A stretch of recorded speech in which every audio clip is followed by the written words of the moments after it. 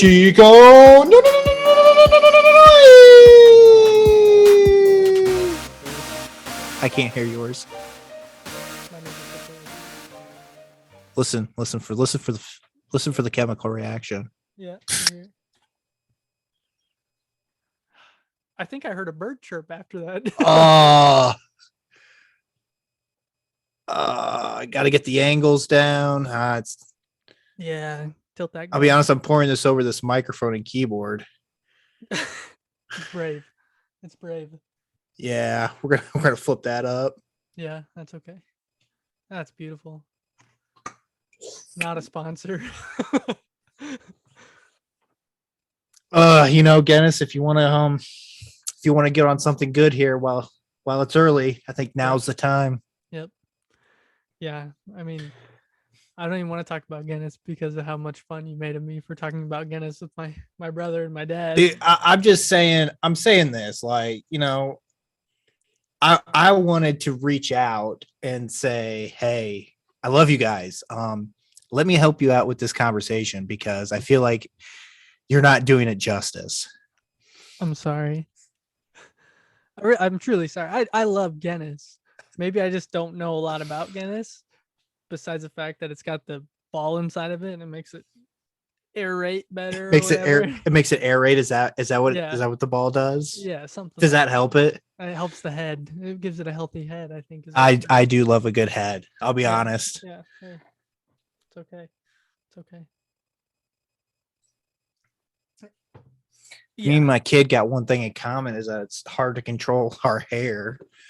So yeah, you got it under some headphones.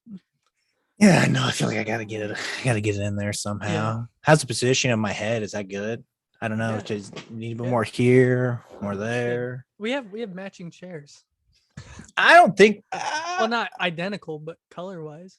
It kind of is, yeah. Because I feel like ours, our color schemes are different. Like yours is red with black and mine's black with red. Yeah, I'm gonna put a Chiefs logo right here. Be excellent. Yeah, what do you think? Party on. What do you think? Dude, that looks really good. I'll be honest. That looks great. Yeah, I think it looks pretty good. I think it turned out nice. A little bit of action in the baction. A little what? Action in the baction. Action in the baction. Wow, that sounds sounds like a 1:00 special at a strip club. Yeah, a little bit of action in the baction. Oh no. Oh my gosh. Oh my gosh. Oh my gosh. My gosh. Oh my. Yeah. Oh. Well, how's it going, everyone?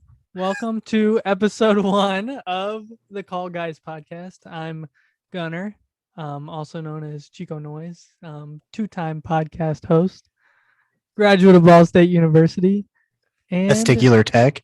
Yeah, lover of virtual reality at the moment.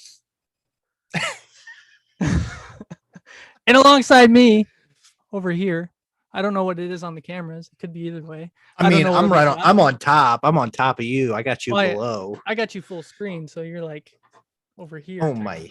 Oh gosh. Should I switch that? I wonder if I should switch that. You can. Yeah. But alongside me, my good friend Juan Keel for 3, or Colton Keel. I don't like that. What's up? Yep. No, yeah. I don't like that. No, man, I just screw it. Yeah. We're just gonna roll with it. We're just gonna roll with it. On top is normal. So tell me about it. So how's it going, man? Dude, man, it's going good, man. Work was work. Nothing too crazy went on. My coworker was on vacation the last couple days, so that was fun. But we got through with it. We got through with the NCAA March Madness. Yeah, my Hoosiers got smoked. Yeah, I walked into the bathroom at work today, and one of the guys is like, "IU sucks," and I was like, "What happened?" He's like, "I lost." I'm like, "Sounds about right." He's like, "Oh, thanks." Oh, I went off of that guy. Like I feel like I'm one of the most honest Hoosier fans out there. Yeah. I'll badmouth my team better than you can badmouth my team. So, their fifth game in 7 days, and they went. I mean, they played in Indy, and then they played a game in Dayton. Then they turn around and fly to Portland for a game. And it's just, everyone says, well, they're young kids. They're young kids. Oh, blah, blah, blah. Man, if you haven't played that schedule all year, that's not easy to do. Like, Yeah. I mean, what does a college team play? What, maybe twice a week? Yeah, most of the time it's twice a week, but Michigan actually, like, their basketball program shut down for it felt like it was like a month or something, and they actually they screwed up the whole Big Ten schedule for like the whole month of February, and they were playing bonkers. And I know at one point in time Purdue played like 5 games in like a 2-week time period, which normally you just play twice a week. Yeah. I mean, sometimes you play 3 just depending on some of the scheduling, but I mean, it's not normal to play that many games in that short amount of time unless it's like the Big Ten tournament. So I was proud of my Hoosiers, even though they they got sand pounded in them big time. Well, they made it. That's all. I mean, they made it, right? So that's the first thing. Yeah, I think it was a good building block for next year, and I think they're gonna do some big things next year. I like the direction where Woodson has him. He's the coach. He's got. I don't get it. It seems like we are the worst shooting team of all of America. I don't understand, but hopefully he just gets the right guys in there, and they want to shoot, and they're just gamers. It looks like we got a lot of practice shooters, but no game shooters. Right on. I remember when I was playing, it was it's not about hitting 500. It's not about shooting 500 shots. It's about hitting 500 shots. Yeah. So it's a big difference between shooters and makers. And we got shooters, just no dang makers. Yeah. You can take all the shots you want, but you gotta make those shots too. Oh yeah, and one of the things, me and my boss, we talk about how guys, they just need to get their confidence.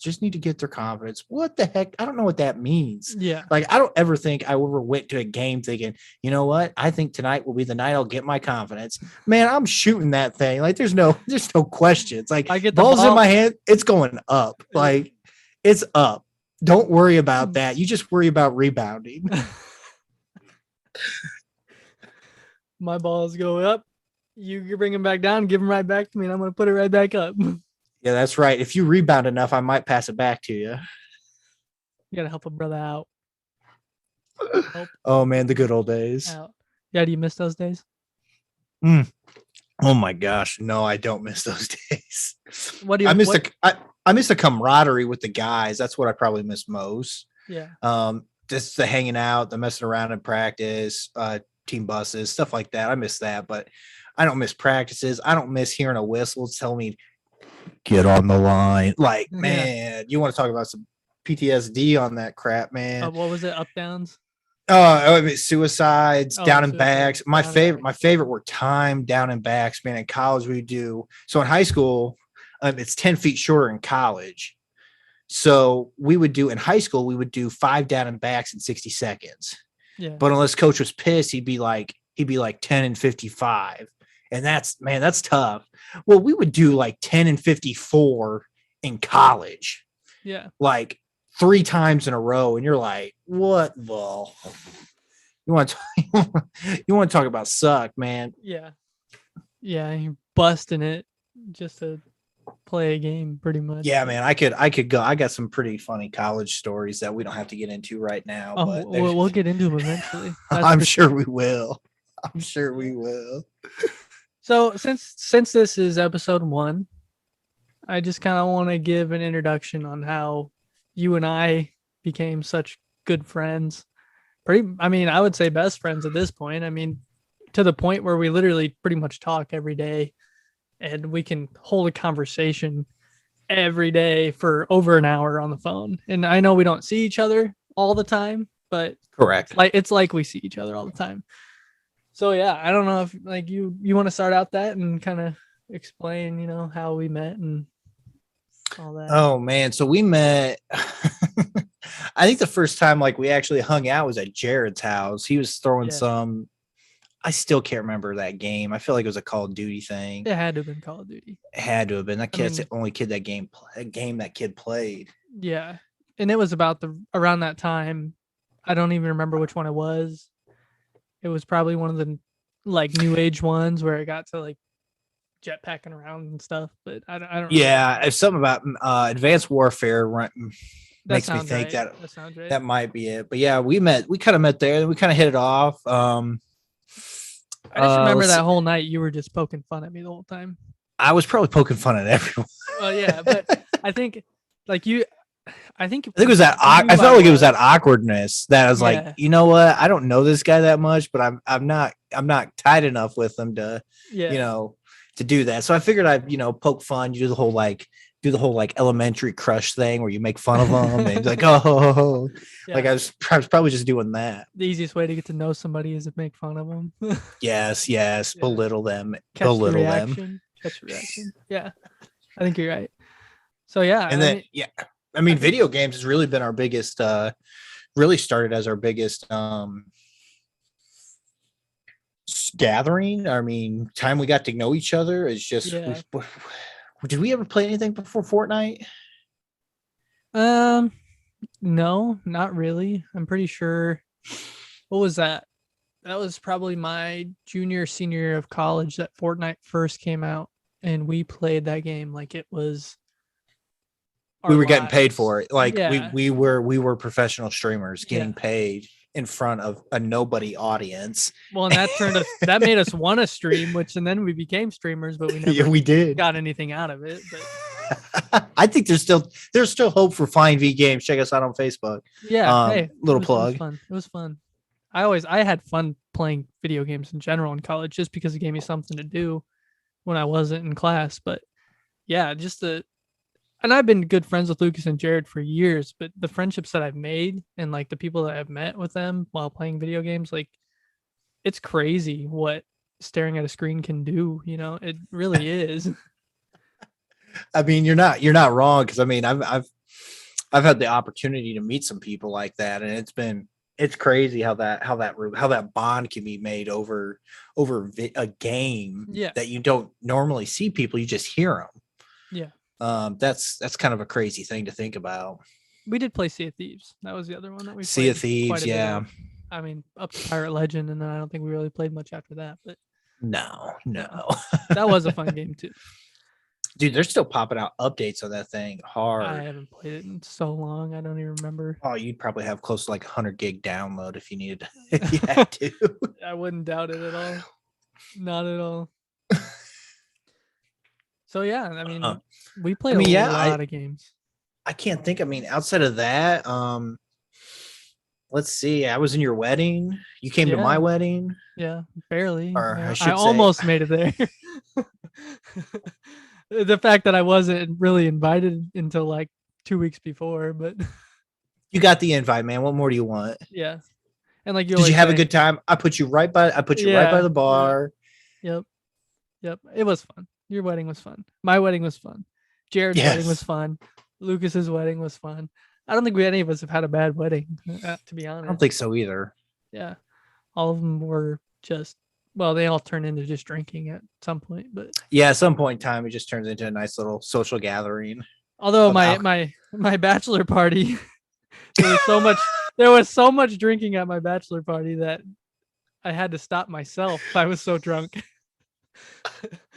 The fact that you guys, first of all, you taped frozen Coors Light 40s to my hands for Edward. Frozen 40 hands. Yeah. And then once I got them off and got them hidden or dumped or whatever I did to them, you guys somehow taped 16-ounce cans to my hand. Yes. Yeah.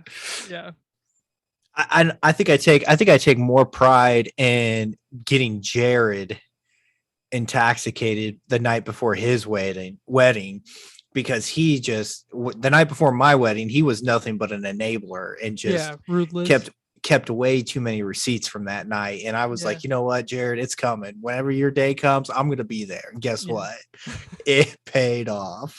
Really the last thing I remember from mine is laying on the couch in the L section watching Bill and Ted. Bill and Ted, And yeah. just laying there with my eyes closed, quoting the entire movie. Yes, you did. Yes, you that's all I did. got. That's all I got. But yeah, and then waking up and actually not being that hungover, surprisingly, and having a good day. That was fun. It was a good day. I was actually talking about your dad today. My dad. Yeah, your dad. My dad. DJ Golden. DJ Golden J. What were you saying about my dad? So I was talking to someone, and I was telling them about how I get the opportunity to marry my my cousin and her fiance. And he's like, oh, okay. He's like, I just want you to know something's gonna happen that's really funny, and you're just gonna have to roll with it. And I was like, you know what? I remember one time some guy did a whole wedding and forgot to tell the congregation that they could sit, and they stood for the entire wedding. I didn't even notice. I noticed about halfway through, like right before you guys started doing vows, I look over and I see people are still standing. And I think I whispered to Jared, I said, Jared, everyone's still standing. He forgot to tell people to sit down. I still have people come up to me and say, like, you realize we never sat down during your ceremony? And I'm like, yeah, well, I know now, but like I didn't realize it in the moment. Because I think the only person I really ever looked at during the actual ceremony was probably my mom and my grandma, and they were both sitting. Smart man, smart. Yeah, they were both sitting, so I didn't even think anything about the people behind. And then I'm looking at pictures, and I'm like, everybody's standing. Everybody stood. Literally everybody. Which I mean, nobody really was upset about it, I don't think, but. I mean, I don't think so either. So I think it worked out, but it was just one of those funny things. I remember walking. I remember the first thing I said to your dad afterwards. I was like, Jeremy, did you forget to tell people to sit? And he's like, yeah. Hey, I was his first kid that he married off, so I think that was probably a little nerve-wracking. I would think. I'm sure it was something. I don't know. Oh my, that's great. That was good times. Good times. So yeah, I can't think of any outside of that, anything else of kind of our quote unquote origin story. Well, past our origin story, this is what it is. I mean, this is kind of what it's blossomed to. You're right. I mean, we do a lot of things together. I try to get to Fort Wayne as many weekends as we can. We love to hang out with you and your wife, and I mean, yeah, I think we've developed a really good friendship. Just me, you, Sarah, and Bree all together. Like, I don't think there's. I mean, we don't really have any issues with each other. We're always laughing, having a good time. We go see movies. We go out to eat. I mean, I feel. Yeah, I was gonna say, I feel like nobody in our, in our couples-esque relationship, I feel like nobody's in it for their spouse. You know what I mean? Yeah. Like I'm not friends with you, so Bree's friends with Sarah. Yeah. So like stuff like that. Like I think that's one thing that's also really helped is that our wives have really gotten along and really like each other, and enough to where we went and saw Batman and they stayed out at home with the whole kid. Day. Yeah. I actually think they went shopping. Oh, they did. They went to Costco. Yeah. Yeah, they went to Costco. Bought diapers. Yes, diapers and wipes. Hey, You will learn eventually. One of these days. You will learn. It's never ending, is what it feels like. Yeah. Yeah. So yeah, our relationship on top of that just kind of stemmed into a weekly phone call, which I think you and I had talked about at one point, is like, just call me once a week, man. And you're like, okay. And then you started calling a bunch of people every other day. And so here's what I do. I mean, I work in Warsaw on by Biomet. Yeah. And I live on the north side of Fort Wayne. I mean, so my commute at night is, around anywhere from like 50 minutes to an hour, just depending on traffic and all that fun stuff. So I just decided to call people every day after work. Yeah. And so now I've got people designated days that I call people, and Gunner's Wednesday, for example. So on Wednesday, Gunner gets the first crack. Yep. And I'll go through the other days and I'll call people. And if they don't answer, if I don't hear from them pretty soon, I call Gunner. Yep. Gunner's always last resort. but I always answer. Oh. I mean, maybe like once I haven't answered, but I usually call back almost immediately after. Yeah, it's not long. It's not like a real long wait time Yeah, either exactly. there. So it's kind of nice. It's like today. I think you called me today, and you're like, well, I guess this is the one or something like that. Oh yes, I said. Well, this is the one who picked up their phone finally. Yeah. So sometimes I just know that you've tried to call multiple people, but I'm always happy to talk. It's all good. It's usually around like that 5:10, 5:15. And it's like, yep. Yep. I know. And even I feel like some days you just call me anyways. So, which I think we've been down to talking to like 4 days a week for the last 2 months. Yeah. I mean, I think we had like an 8 or 9 day Streak. record of calling straight. Yeah. Yeah. It's just So yeah, that's kind of where we're at. it's just enjoyable because I know when you call, like, it's gonna give me something to do for the next hour, and I'm not just gonna sit there and do nothing. I'm gonna actually like, because usually when we talk on the phone, I actually am like up walking around, and I'll be doing something. Oh, really? while I I'm didn't know doing it. that. Yeah, I hardly ever just sit on the couch while we're talking on the phone. I'm usually up doing dishes or like walking around the house doing something. Okay. So I mean, like, for one, I'm not just sitting there doing nothing, and two, I'm doing something. Doing something. Always yelling at Penny. Yeah, she's rotten though. So I know. freaking crazy dog. So before we get into what we're actually really wanting to talk about today, because I know there's something you really want to talk about, something I really want to talk about. I want to do a segment on this. Okay. What's the segment? And it's just going to be called the question of the episode.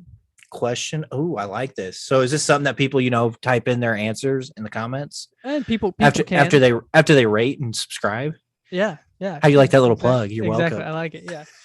So it's really going to be a question that I ask you and we both answer, right? Okay. Okay. But yeah, the people listening, put your answers in the comments too. It's just as important to us to be able to go back and see that. And like Colton said, rate, review, give us 5 stars, give us 0 stars. I don't care. Tell us we suck. That's okay too. Hopefully we don't suck. We want to be good. So today, all right, man. What's the question? Today's question of the episode: what is your guilty pleasure? Oh wow, guilty pleasure. Music, movies, hot bath. I don't know. I mean, if I could categorize a bunch of stuff. Like if you said, "What's your guilty pleasure movie?" Like just I would pick probably one. Anything. Man, I love like sherbet popsicles. Sherbet popsicles. Yes, I can't think of what they are, but they're like fruity, like fruity the ones popsicles. that you break in half. Oh yeah, I mean anything. I mean if it tastes like strawberries or grape, I love grape. Grape is the best. I will die on that hill that grape is the best fruity drink out of all the fruity drinks. So you like grape jelly? Yeah, anything. Like great. You name it. I want it to grape me in the mouth. Grape Propel. Yes. Grape me in the mouth. Yes. Okay. That's a good one. When I thought about this question, I'm like, I know what I want to say. Because what's that? What do you want to say? It's always been something, but that's good. Popsicles, or sherbet flavored popsicles. Yeah, I mean, is it sherbet or sherbet? Who the hell says sherbet? I've heard sherbet before, but that's how it's spelled. There's no R in sherbet at the end. Is that like a Southern term? That sounds like it could be. So was someone from the South say that? It's sure. I need some of that. I need that. Some of that sherbet. Sherbet. Can I get some of that sherbet? I need some of that sherbet right here. Mm-hmm. I like mustard with my biscuits. Mm-hmm. No. Okay. So I was thinking about the question. Okay. What's your guilty pleasure? And this one along with probably a lot of people. And I don't know if a guilty pleasure is necessarily something that other people know is your guilty pleasure, but I absolutely love Miley Cyrus. and I could listen to Miley Cyrus any day of the week, I could turn off my metal music and play Miley Cyrus and be just as happy as I was listening to metal. Like So- what are we listening to from Miley? Like Oh, anything? Or you man. got certain? Is this like Hannah Montana? Or are you talking like Wrecking Well- Ball, Miley Cyrus? Music wise, from the Hannah Montana era of Miley Cyrus, the music's not the best. I love the show. We used to watch the show growing up all the time. But when Bangers came out and it was like that rap pop kind of hip hop ish, you know, the entire album was like that. And it had some really good songs on it. But her cover of Zombie, which I know you like too, is one of those things that I could listen to on repeat for hours because it is just that good. But yeah, Her voice is perfect for that song. it really is. But yeah, I'm a big Miley fan about anything. I mean, she wasn't the greatest actor in the world, but I do love Hannah Montana the show because just some of the stupid funny things that happen. For the same reason I love Bill and Ted, it's just that stupid humor, you know, just So I got a buddy of mine. He's on the road in Kansas City, and right before he left, yeah. That's right. He was I got him to listen to that zombie song by Miley Cyrus, and he's like, dude, I can't stand Miley. I can't stand her at all. And I said, just take that out of the equation, listen to the song, listen to her sing, and you can't tell me it doesn't make you want to run through a wall. Yeah. So he listens to it, and like 15 minutes later, he's like, you son of a bitch. So back to the whole Kansas City thing. So he's at this bar, and I can't remember what it was, but somebody was just, he was sitting next to a guy at a bar, and he's just like, I just heard this really good Miley Cyrus rendition of a song. And he's like, the guy just looked at him and says, Zombie. And he says, yes. And he's like, he calls me after, he's like, you son of a bitch. Guess what?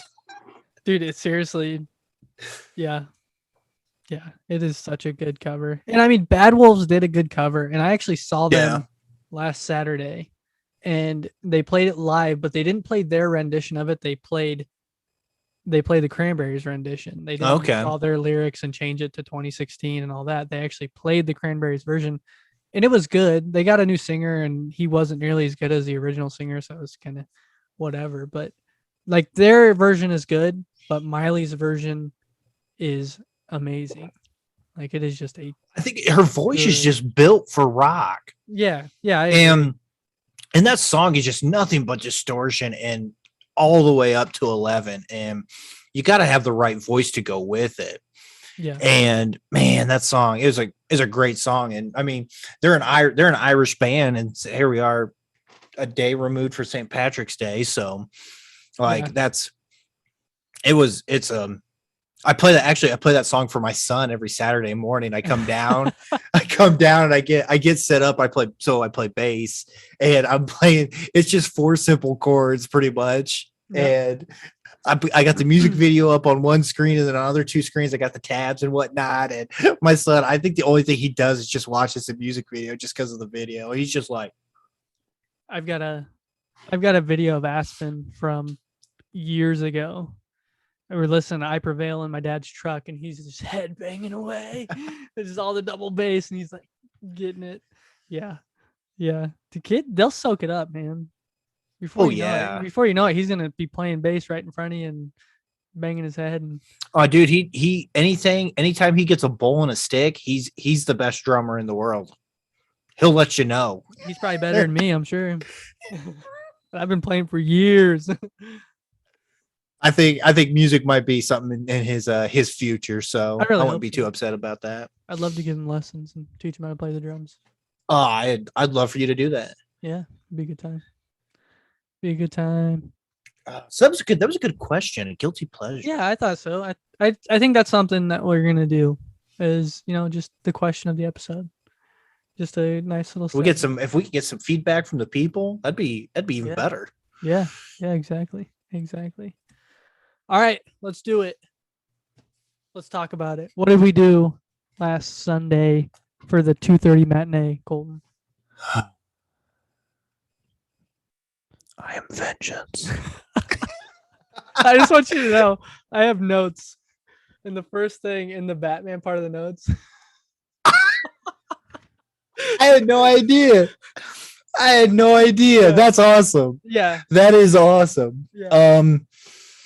Yeah, so we went and saw the Batman. That we did. It's phenomenal.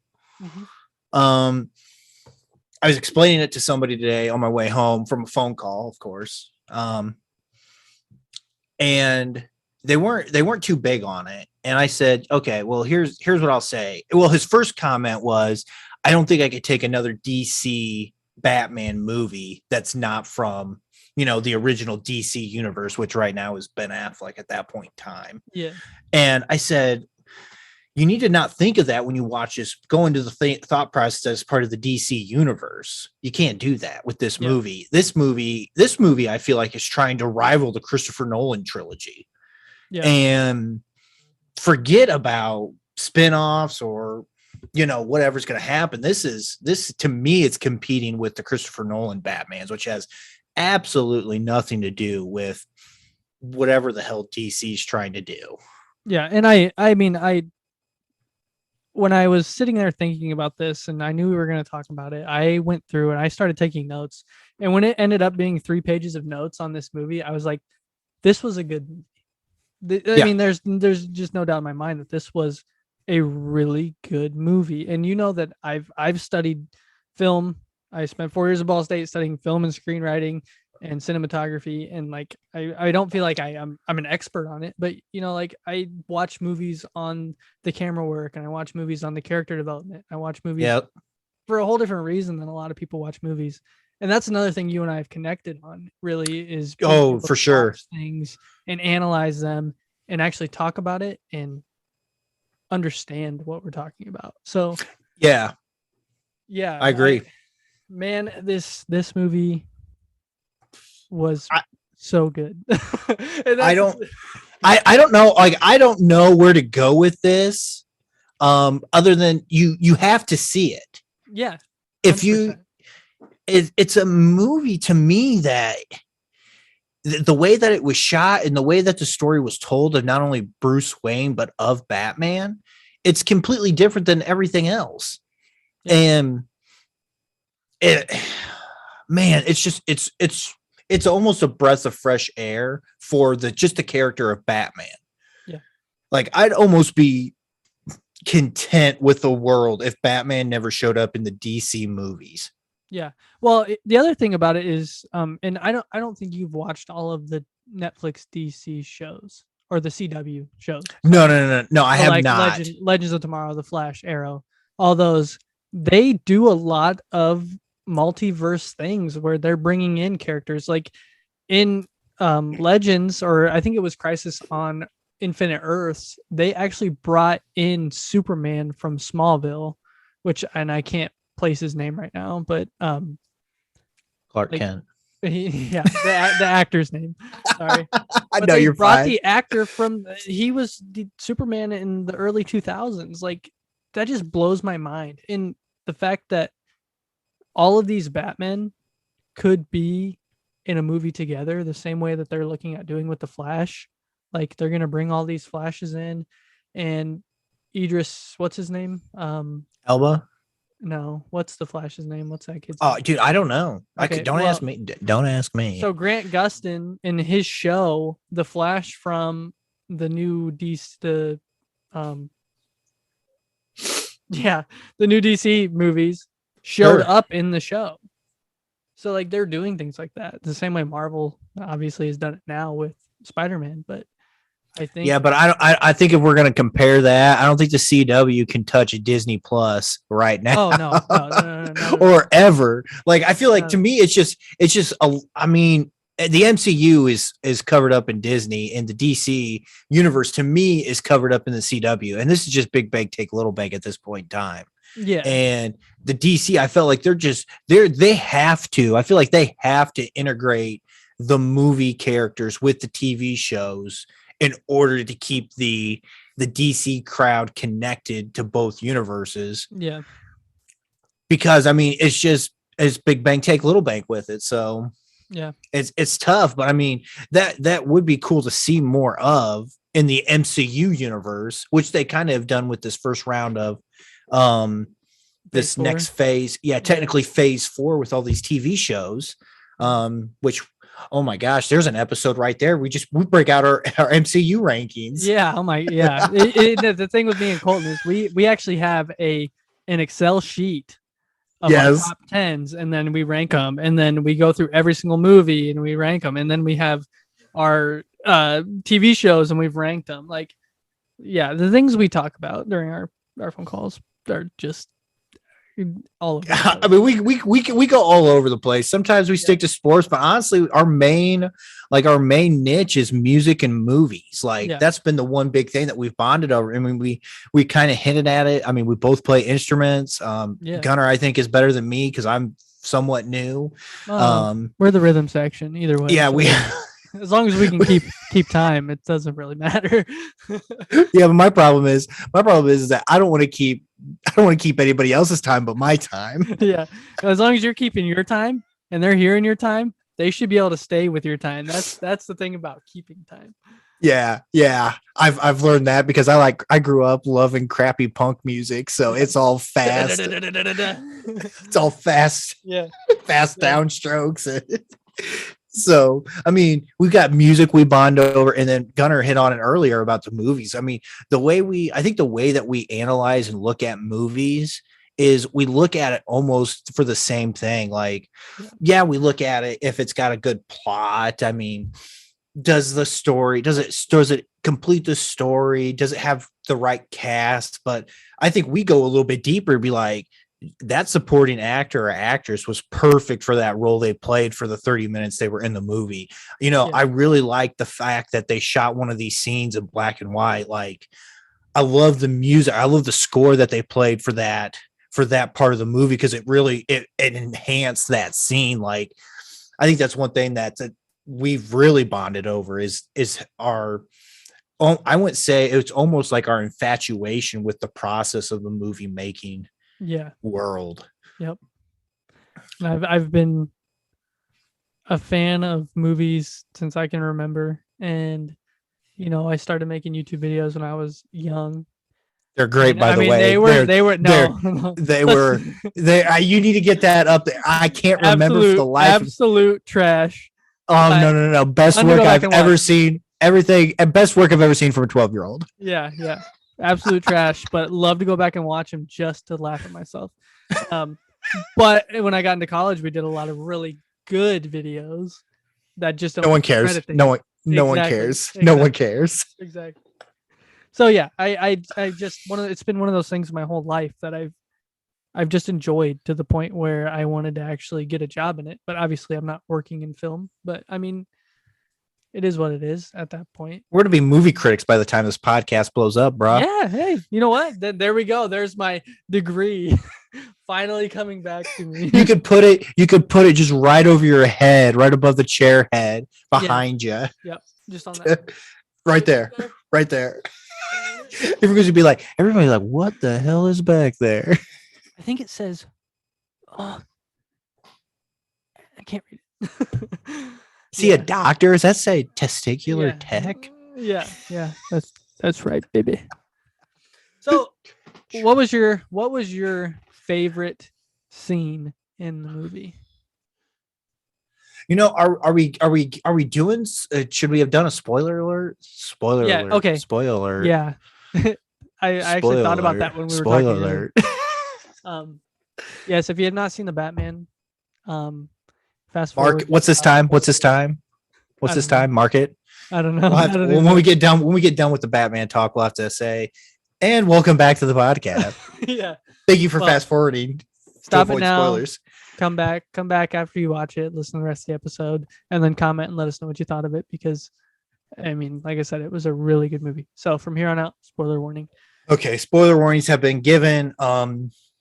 Okay, are we going with, you said favorite scene, correct? Yeah, what was your favorite scene in the movie? I would say one of my favorite scene, you know, was towards the end of the movie. they've thwarted the Riddler, all the Riddler wannabes. Yeah. And the mayor is, in the water, and there's a dangling electric speaker. Oh, no. This electric speaker is just dangling. And right before Batman jumps to see it, someone asked one of the Riddler bad guys what's his name was. He's like, "I'm Vengeance." And like Batman just like, you know what? Oh yeah. He had this look at his face, and it just looked like, this isn't what I want to be changed. Like, this is what I'm trying to change, and I can't change vengeance with vengeance. Like, it's like that epiphany is like, you can't. It's like two wrongs don't make a right at that point in time, and that's when he jumps. I don't get this. Yes, yeah. He cuts. This is in my notes. He cuts. He cuts. Okay, I gotta gather myself here, because it's just he cuts at a live electric wire that's sparking, for cinematography effect, and he cuts it with his metal batarang or whatever, his chest piece. He cuts it with that, and nothing happens when he cuts it. Well, he gets kind of you see the lightning or the electricity, and then he just falls. So he falls into this water, and he submerges, and he comes out, and it's almost like he was baptized and was born again when he arose from that water. And he went over and started helping the people that were in need of help, and everyone was a little weary. And then the kid of the mayor, who recently had died, he was the first person to actually reach out to Batman for that help. Yeah. And then after that, it kind of snowballed, and then everybody is slowly following Batman to safety. Yeah. To me, that was a huge, powerful scene. Yeah. In the movie for me, that's why I would say that was my favorite movie, was that epiphany that he had, that I cannot, if I want to change things the way that need to be changed, I can't do it the way I'm going about it. And I just loved how that whole scene was shot, and kind of the baptizing of himself in the water like that was powerful. So that was my favorite scene. Yeah. So I think with that scene, up until the point where he cuts the wire, which it was just weird. It just kind of felt out of place. But I think that scene is like the turning point just for Bruce Wayne himself, now knowing, like, I know what I need to do in the future movies or future movie, whatever they decide. Correct. Like, I think he knows that he needs to help the people more than he needs to just defeat bad guys. Yeah, he needs Gotham City needs, which takes place. Gotham is actually in Seattle, Washington, for those who don't know. I don't care what that skyline was outside. You can call it.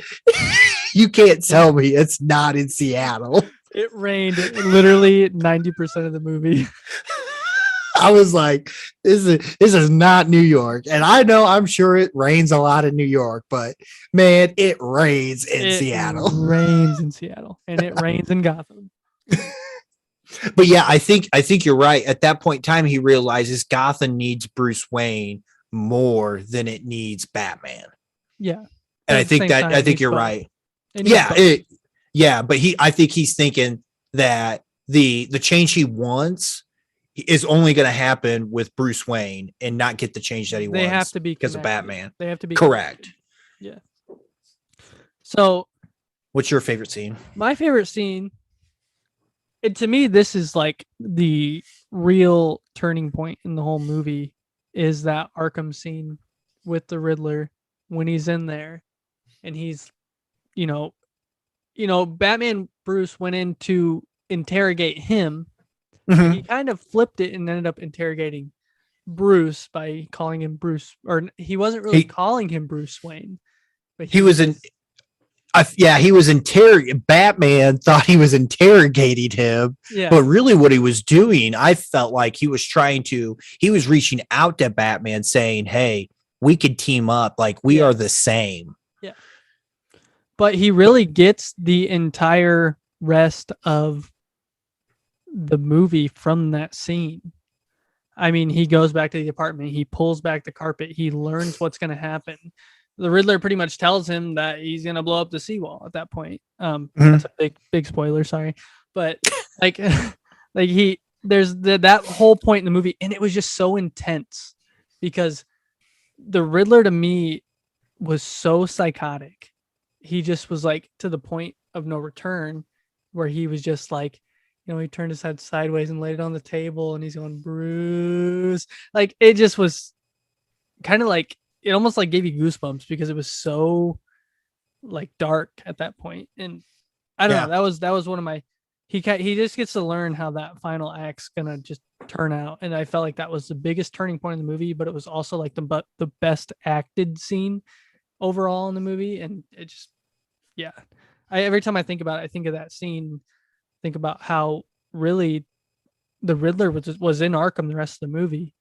I mean, he had nothing to do with what happened after that. It was all his plan beforehand, and he knew he was going to get captured, and he knew it was going to happen immediately after. He just didn't. The one thing that didn't play out for him was the fact that he didn't kill Bruce Wayne because he couldn't kill the Batman, and when he was going to kill Bruce Wayne, he couldn't because the Batman was looking for him.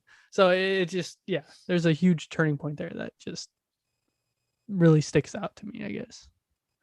And it was a great part in the movie because that whole time he just keeps saying Bruce Wayne. Yeah. And you could just see it in his face. He's like, does this guy know who I am? Like, how does this guy know? Like, what does he know? And then all of a sudden he starts talking about we could take Bruce Wayne. Like, and the one thing that I love about this Batman is that they made him smart. Like, not just smart, but like quick on his feet smart. Because it's the Riddler and he leaves riddles for the Batman in these cards. Yeah. And he like the first one when the mayor spoiler, when the mayor gets killed, he says, what does a dead politician do? And everybody and all these cops are around, they're all trying to figure it out. And the Batman's walking around and he just gets this chuckle and he's like, he lies still. And I was like, oh my gosh. It's like, it's a stupid dad joke, but like, just like he just thought like it was quick. And Pattinson, I'll be honest, before I was worried about Pattinson, just because I just didn't feel like this was in his wheelhouse, but he absolutely knocked it out of the park. Like he is great. He is a great actor for this Batman. It'll be interesting because I'll be honest. I mean, what would you say? Would you say like 80-20 Batman versus Bruce Wayne was the split on Pattinson? I would say 90-10. Yeah, I think was there huge. was like a total that he was actually Bruce Wayne was maybe 25 minutes of the 2 hours. Like it was. You mean the 3 hours? 3 hours. Sorry, 3 hours. Yeah, I think he was. I mean, he was in the bat suit most of the movie. Yeah. I think that's another thing that I really enjoyed about this Batman was that they made him quick. They made him smart outside of. They made him a detective. Yeah, I mean they really did. They made it to where he walked into a crime scene and he evaluated. He didn't say anything. He didn't really touch anything. He didn't do anything. He just paid attention and he learned from his surroundings. And every single crime scene that he went to, that's what he did. And he had those contacts that could record. Cool. That was what I would say. That was one of the cool, neat upgrades outside of the Batmobile that we could talk about here soon. But the contacts, he would go back and he would just reevaluate everything and be like, "Well, I think I saw this guy at the club, or I saw this guy somewhere else." Like he was a real detective, not just a. Yeah. Nah, I mean, it was just a completely different take of the Batmans that have happened so far. Yeah. Do you want to talk about the Batmobile? So you were talking about how the different takes on like between the Dark Knight and between this and that was something I kind of wanted to talk about a little bit was the fact that I think Pattinson is now my favorite Batman, with Christian Bale being in a close second. But the only reason I think that the Dark Knight trilogy really sticks out to me is because of the Dark Knight. I mean, that if it wasn't for that movie, I don't think that series, that trilogy, would have been as popular. I mean, you have the Joker, and you have, Two-Face and all those guys, like just really good villains. But this was a whole new take. Like, this was just a completely different take, and you got to see Batman in a whole different, just the way that he kind of revealed himself and acted. Like, it was just completely different than what Christian Bale did, which I think I liked more. But the Riddler was the other one that, to me, was just an amazing take on the Riddler in general. And I think it was just the fact that he was so psychotic. But if you look at like the Riddler in Gotham, or you look at Jim Carrey's Riddler, like they were just cartoon characters at that point. Like, they just acted like they were crazy. It wasn't an actual like psychotic feel. So I really like the takes on the characters in this film more than some of the past films besides Heath Ledger's Joker. So I think the one thing, it's the realism of those characters, I think, is what we can relate to as people. That's what kind of makes movies, feel like you can be a part of that world in some way, shape, or form. Yeah. And that's like, you could imagine the anger that a kid like him had being an orphan, and then thinking that their world is going to get flipped for the good. And then it just takes the wrong guy getting killed, and it goes back to being in the gutter. Like, that mental battle. Like, you could imagine that nowadays, and somebody who truly has nothing to lose, planning out years in advance to try to make things better in his own mind. Yeah. I think that's the big difference, is because those other ones, you said it, they feel like cartoon characters. Yeah. And they kind of are cartoon with the outfits and just how they acted. And there's nothing wrong with it. I mean, there's nothing wrong, but it's just, you don't get that realism feel. Yeah. And then I'm just going to segue it into it. I loved the Batmobile. Yeah. I thought it was great. Like, that to me felt like a really good take. And it also stayed with the realm of with the Batman universe of the actual Batman. It's like he built his own Batmobile. Yeah. And he took a Charger body and made everything else on the inside. It seems to me that he had built everything up himself at that point. Like, his costume, his computers, like his Batmobile, like everything was homemade. So I thought that was cool too. I definitely really enjoyed the Batmobile itself. And then that car chase with him and Penguin. That was an amazing scene. Just how it was shot and everything, like the explosions, just everything. It felt like a Michael Bay movie for like those 2 minutes. Pretty much. But I don't know if you've went back and like watched any like clips of that, but even in like the trailers, the way they mounted the cameras on the cars, like they had one on like the rear quarter panel that shot up, and it felt like you were in the back seat looking out the window. And then like there was one on Penguin's car that was in his rearview mirror. Yeah. And when Batman jumps over the trucks and lands on the ground, you see that whole scene through Penguin's rear view, or his kind of like his side mirror. Yeah. Which was just like cool. And I didn't even really think about it when we were watching it, but like after going back and seeing it, I'm like, wow, that was a cool shot, because that camera had to have been facing up at and then shooting back, which a lot of that was obviously CG, but I mean, just the idea of it, I think, was really cool. Yeah, I agree. But yeah, that Batmobile, that was like, he starts it up and it's just revving. And then it dies. Yeah. He tries to take off and it just dies. It's just dead. I bet every car owner of an older car could feel that pain of having worked on something, and you think it's ready, and then all of a sudden you rev it up and it's boom, boom, boom. Yeah, exactly. My. The Batmobile was cool. And back to the actors thing that we were talking about a second ago. The only exception in the Dark Knight trilogy as compared to this one is in Dark Knight Rises, Anne Hathaway's Catwoman. I think if she was the Catwoman in this movie, I think it could have added like that, like really cool, like robber kind of feel to it. I always enjoyed Anne Hathaway's Catwoman, and I did like this Catwoman too, but I think Anne Hathaway's was a little bit better.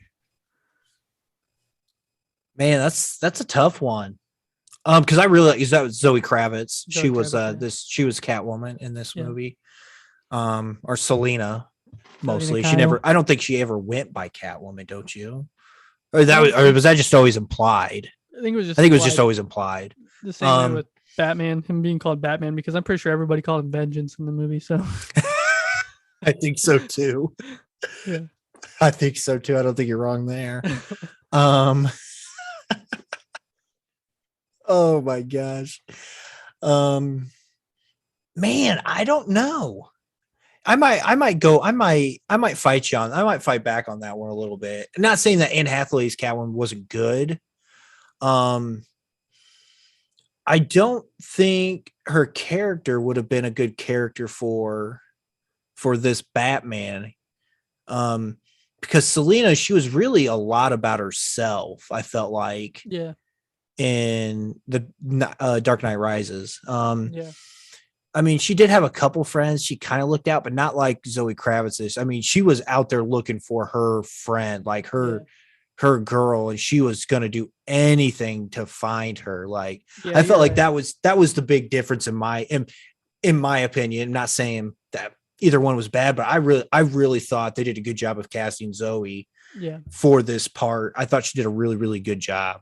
You're right. With it. Anne Hathaway's Catwoman does, like, she's just ready to get out of town at the point. Yeah, she straight up bounces. There's a bomb in town. I'm out of here. But she does come back. So, I mean.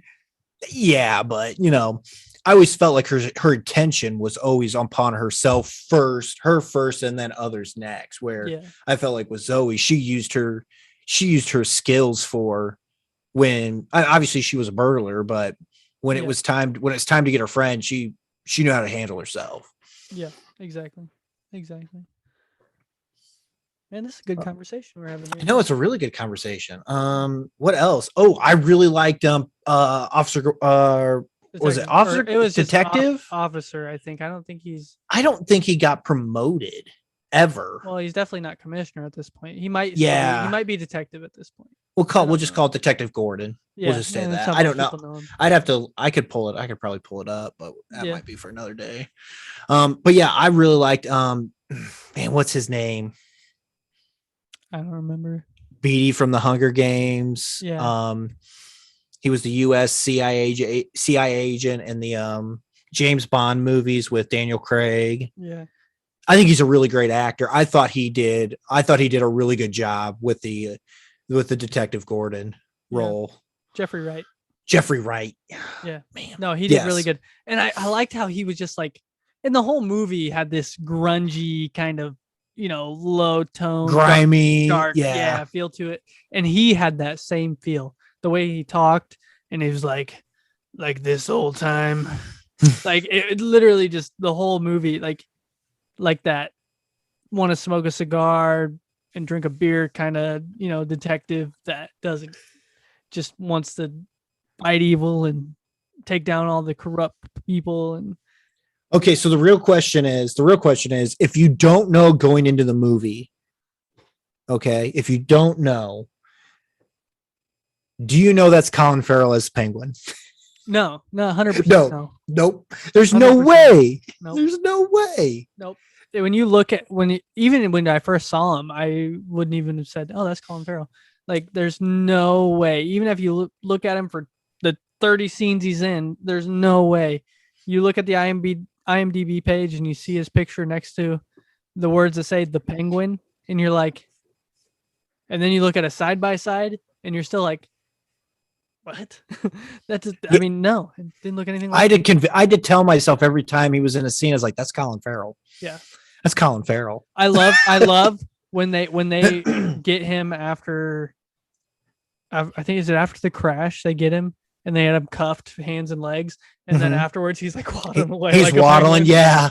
He did a really good job of adding that. Yeah. For sure. Man, I'm trying to think what else. Like, There's a lot of things that I really was like thinking about, and the one thing I really wanted to hit on with you, which I don't know if you know this already, but the Joker that was in that cell is going to be played by the kid from Eternals that played yeah, Druig. uh-huh. I saw that today and I was like, really? That is like, and it's one of those, like, you think you've seen him in, you think you'd like seen him in stuff before, but I don't think I've ever seen him in anything before. I looked at his IMDb page. I don't remember ever seeing him as an actor in anything. So I don't think so. I don't think he's done anything outside of the Eternals and this. yeah, I think he'll be good though. I enjoyed him in the Eternals. I thought he was probably one of my favorite characters in the Eternals. I think I think that's going to be his niche. That'll be his character for probably whatever age group he is for the next 10 years. Yeah. Which kind of sucks, but if you're good at it, I mean, as long as you get the right roles, and at some point in time, his role will eventually switch when it comes to those. Yeah. When it comes to those, but I think right now he's doing a really good job of playing that sly, cynical character. Yeah. I really hope he sticks around for the next movie. Oh yeah, me too. I think he'd do it. I think he would bring a realism Joker to that world outside of what Heath Ledger did. Yeah. Because to me, that's the thing that made the Christopher Nolan movies were the villains. Yeah. Plain and simple. Yep. I mean, I thought Christian Bale was a good Batman. Right now, Pattinson is my favorite right now. Yeah. But the thing that made those Christopher Nolan movies were by far the villains. Yeah. So you can't knock Michael Keaton though either. Like, I mean, going back to those days and like Val Kilmer and all them. Like, Val, just say George Clooney then get it over with. Yeah. I'm sure when those movies came out, the people were in love with them, and I'm sure people are still in love with them. But I mean, the different generations getting different. Literally, almost every generation has its own Batman at this point. So whether it's a cartoon, you're not wrong, or an actual live action or a comic, like there's something new for everybody, which is nice, I think. But yeah, don't disagree. I think the overall, this movie was about fear. I think between the Batman and the Riddler and Penguin, they all just wanted to put fear in the people around them. And really, literally, Batman says that. I think one of his first lines in the movie is literally, when that light hits the sky, it's not just a call, it's a warning. And that's because he is putting fear, or Gordon really is putting fear in the sky for the criminals to. Because he said he mentioned something about how he can't be everywhere at once, but he'll put fear into those who are thinking about it. Yeah, exactly. That he is lurking in the corner, in a dark corner somewhere. Which I thought that opening scene was great. I loved how they shot that, and they were doing that monologue with him, and he's talking about that, and just how like one time somebody was doing something and something bounced behind a dark door and they didn't go get it because they thought the Batman was there and he was going to be right there. And that was really cool. I thought that was a really good opening scene. Yeah. How they shot that. Yeah. And they didn't really do like an origin story. Like they didn't like do an actual like flashback of this parents dying and all that. I think that was another refreshing take on this Batman too, is that it really wasn't super, super worried about young Bruce Wayne, but just more about his. Yeah. I think that's why people like the new Spider-Man so much, is because you didn't get the origin. You didn't have to relive that whole origin. Now, No Way Home kind of gave us that origin a little bit, sort of, but yeah. It gave us a famous line. Yeah. From the beginning of when you first see Peter Parker, you don't get the same storyline that you got from the other two, which Correct. I think is super helpful. And I think that's why this is done so well, is because you don't have to rewatch his parents die. They talk about it and they discuss it, but, and who knows? There might be a deeper thing behind that. I've seen theories of his parents are still alive and they're the leaders of the Court of Owls. Like, there's so many things. Yeah, there's so many things that really could happen because this is its own entity at this point. So correct. Yeah, I mean, you're not wrong. I think you're right. Right on the money with that. Yeah. Overall, 8 out of 10. I really liked it. 8 out of 10. Yeah. What are you giving it? 10? Straight up? Oh man, I'd give it a 9.5. It's better than Spider-Man. It's better than No Way Home. Yeah, that's for another day. Oh man, we could do that day now. No, we'll do that one later. Now. That's probably a good hour conversation. That is. Don't give me. You want me to bump it? I can bump it to a 9 because gosh. I wrote 8. Gosh. I wrote what would you 8. put it? What do you put in front of it? What do you put in front of it? I don't know.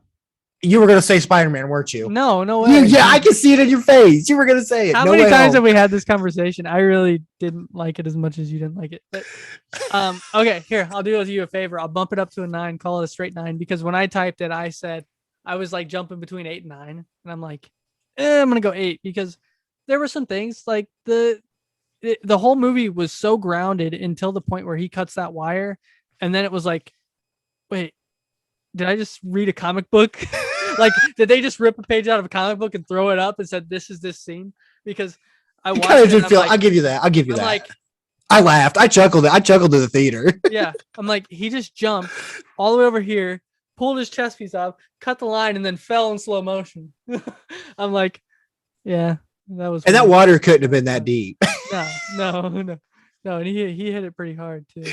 The other thing was there was another one. He was just bulletproof. Yeah, the suit was super OP. Like, yeah, I'll give you that. Yeah. Like, the suit was super OT. I'd give it a 9 out of 10 is what I give it. Yeah. I gave it a 9. Okay. If we're doing it out of 10. We'll go 9. I think to me 9. I mean, this is a high ranking movie. Like, yeah. I think a lot of what turned people away from it is the fact that it was 3 hours. I was just getting ready to say that's what made the movie in my eyes. But I think the fact that, and we've talked about this already, where like movies should be that long. I agree. If you really want to watch a good movie, you need time, you need development, you need everything to happen. You need things to drag, you need things to speed up, you need the variations, because most movies are just rushed. And then you leave the movie thinking, well, why didn't they do this? Or why didn't they do this? Exactly. You get a 3-hour movie, you should be satisfied. But a lot of people are walking out angry because, it was 3 hours and I just wasted 3 hours of my life. Like, as long as the movie calls for it, I'm okay with it. There are some movies out there that should not be the lengths that they are. Yeah. But I mean, and a movie like this, where it was somewhat slow paced moving, but I felt like it needed to be methodical and how it approached the plot and everything like that, because it's the Riddler. He's not a guy who just throws it. It's not all 1v1 and big power play at the end. No, it's small little chess moves along the way to get to where he wants to go. So I felt like to me it was a great pace for that movie. Yeah, I agree. So anyone who disagrees is an idiot. So yeah. don't give us a 1-star rating. Give us a 5-star rating. We didn't mean to call you an idiot. So, where do you think it's going now? What do you think's next? What's going to happen? Well, I mean, they really hammered into the whole Riddler Joker relationship. Yeah. But they're sitting in Arkham right now, so something's gonna have to happen for them to get out and team up, which I think that's when the Penguin's gonna come in. Yep. And he is going to, I'm not going to say if he's going to try to get him out or he's going to do something to break some folks out and then they're just going to happen to get out. Man, you know what I'm thinking? What's that? I'm thinking Poison Ivy. Mr. Is it Mr. Freeze? Oh my God. Straight up Arnold Schwarzenegger. Oh my gosh. No, Oh my gosh. there are so many Batman villains, and Exactly. And if I really hope they don't go the Poison Ivy route. I want them to go somewhere else. yeah, I can see that. I want some freshness in this. And I know they went with, I mean, the Riddler, he's newer. Yeah, Because I mean the Carrie movies was what, late 90s, or yeah, somewhere in there, maybe. I mean, that's the last time. And Two-Face was that time too. You haven't watched Gotham though either, and they did have Nigma, who is what's his name to me because that's the iteration I've seen of him. What was this, Edward? No, something Edward. There was a couple. He had two cards. Yeah, but Edward Nigma is the Riddler I know from Gotham, and I feel like that. Like when I saw his name on his card, I was like, "Wait a second, what?" But I think those were just fake IDs at that point. Yeah. But yeah, I think I don't know. I've been thinking about it, and I don't really know where this could go. I mean, there's so many different ways it could go at this point. Whether Bruce Wayne's gonna take over Wayne Enterprises, if there even is a Wayne Enterprises, whether he's gonna, rebuild the mansion and have a new Batcave, whether he's gonna, be fighting off new villains, or whether he's gonna go do. What year in the comics does he go to see Ra's al Ghul or Ra's al Ghul, however you want to say it? Like, what year does he do that? Because we're in year 2. If he does it before year 1, has he already trained with the League of Shadows? I mean, there's so many things. Whether they could do flashbacks to the League of Shadows, and they could do different things. So I think there's a lot that could go into this. So I'm excited. I really love this movie, and I'm excited to see where they go with it. And I hope they do a trilogy. So I hope so too. I think if they can keep Zoe and obviously Pattinson and Farrell. I heard one of the big stigmas for Pattinson to come back is if he has a Robin, and if his Robin, it's going to be a teenage kid, and yeah, as it should be. As it should. I agree. Yep. Which I think they've already shown Robin in the first movie. You think it was the kid with the? I think it was the kid with the half clown makeup at the very beginning of the movie. Yeah. I think that's going to be the Robin of this universe or this trilogy. Yeah, I hope that's a trilogy. I really do. So yeah, that's kind of the take of the Batman movie. Yeah. Time. Welcome back to those who skipped forward, who wanted to avoid all spoilers. So, we didn't talk about much, but if anything, you need to go see the Batman movie and then re-listen to this part of the cast, so you can get caught up and listen to all the intelligent conversations we had. 100%. Yeah. So this is kind of what we're going to do. I mean, Colton and I do a lot of things together. We talk about a lot of things, and there's gonna be a lot of things coming up here in the next, couple of months that we really want to talk about, whether it's Disney Plus shows, movies, life in general, or just, coming up with different segments that we can do on this show to just have a good time. And Miss Marvel, which just had a trailer come out. Correct. Obi-Wan, which will be coming out here. Obi-Wan will. And we'll definitely be talking about that. Yeah, we're going to talk about movies from our past, maybe our favorite movies. Maybe movies that, get bad reps that we think are great, movies that are underrated, like whatever we can think about, we want to talk about. And Doctor Strange comes out here in a few weeks, and Morbius comes out here in a few weeks.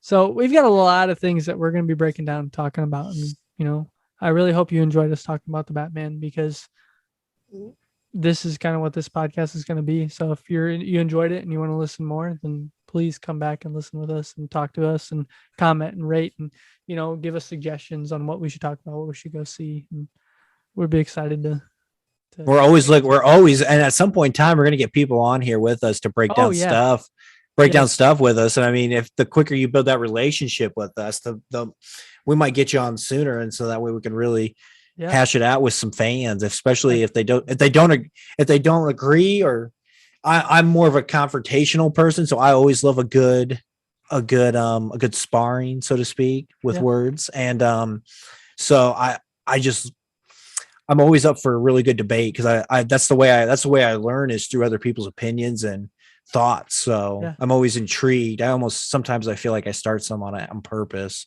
just so I can get somebody's opinion out there. Just to get a reaction and start a debate on something that is important to us, and it's probably important to a lot of you out there. So look forward to seeing a lot of our friends possibly come on here too. I know I was talking to Jared about it at dinner tonight, and he's like, yeah, I'd come over and sit down and, to talk. Lucas has the same setup we do. So, I mean, he would definitely enjoy coming on and talking to us. And I have a buddy at work that is a huge film critic just like us, and would love to sit down and talk to us. And I think you'd really enjoy talking to him, because he's got kind of the same outlook we do. So, and not even just that, like this, he smokes a pipe, and he is one of those guys that just you could sit back and just talk to him for hours. So nice.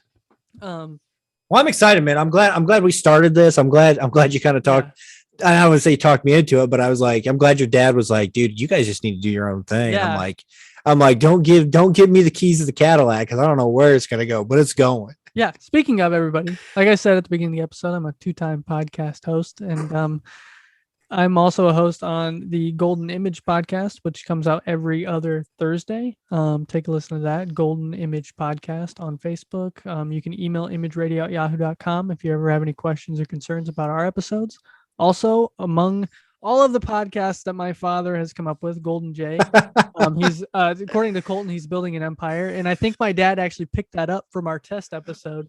No way! And now is calling it his empire. So, among that empire, there is the MURDNERDS. Go check them out. MURDNERDS on Facebook. You can also listen to them on Apple Podcasts, Spotify, Stitcher, Podbean, anywhere you get your podcasts. Yes, please check them out. What are we going to be on? Everything. We'll be on. Oh, okay. Yeah. And then please rate us on Spotify. Listen to us on Apple Podcasts. Find us everywhere that you get your podcast podcasted. How was that for an outro there, buddy? Dude, that was an outro. I told you I'm a 2-time podcast host. I'm getting better. I mean, you got this. It's like you got this cadence thing down. Yeah. Really what I want is somebody to comment to say, why in the hell is Rockstar on your wall of movies? Listen, if you have never seen Rockstar, Mark Wahlberg, Jennifer Aniston, watch it, see it. It is a very, very good movie. Invisible is also very good. You guys, if you guys back here, A Knight's Tale's up here. You can't really see it's out of camera. Fair enough. That's fair. Back to the Future. That's good. Is always just one of those good throwbacks. Who's Marty McFly? The Goonies. Michael J. Fox. Shut up. It's a joke. It's a joke. Yeah. I will say this. You will learn in this podcast, if you stick around long enough, there's a lot of hills I am willing to die on, and another hill I am willing to go on. Yep. Is Jennifer Aniston in the leading role in a movie is not a good movie. She's not a leading role. She's a supporting actress. Is her name on the front there? It is. That's what I thought. But she's not on the front picture. So. I don't care. She might be in the crowd down here somewhere. I don't care. I could have a list of movies. I think her best one. No, wait, is that her? Who's it? Is she in Office Space? Man, the only thing I can think when I think Office Space is when they smash that printer. That printer, yeah. Yeah, such a good scene. I'm gonna need those reports. Yeah. I don't know. That's a. We can talk about that on the later day. Yeah, that could be a whole nother hour of just. Yeah. Well, oh my. Everybody, I can't think of anything. Everyone is, thanks for sticking around this long and hanging out. Just, I hope you had some entertainment out of this. That's about all we can really hope for. I know Gunnar and we enjoy our conversations. We love listening to each other talk. So I hope you guys do the same. We definitely listen to each other talk a lot. Whether we love it, I don't know. But yes, everybody, thank you. Like I said, listen to us on Spotify, Apple Podcasts here soon. Go check out Murd Nerds Golden Image podcast. Soon to be Indiana Chiefs fans. Come back and listen to us. I think we're gonna air every Monday, hopefully. Question mark? Yeah, I'm thinking we're gonna do every Monday. Obviously this is Friday night, and if I had it over the weekend, I can have it done Monday and get it put up. So yeah, come back, check us out, and thanks for listening. I think this has went on a lot longer than we expected it to, but that's okay. Way longer. I got my wife came downstairs and she gave me a look. So yes, it definitely lasted longer than expected. Yeah, that's all right. Everybody, thanks for coming by. Thanks for listening, and we'll see you next time.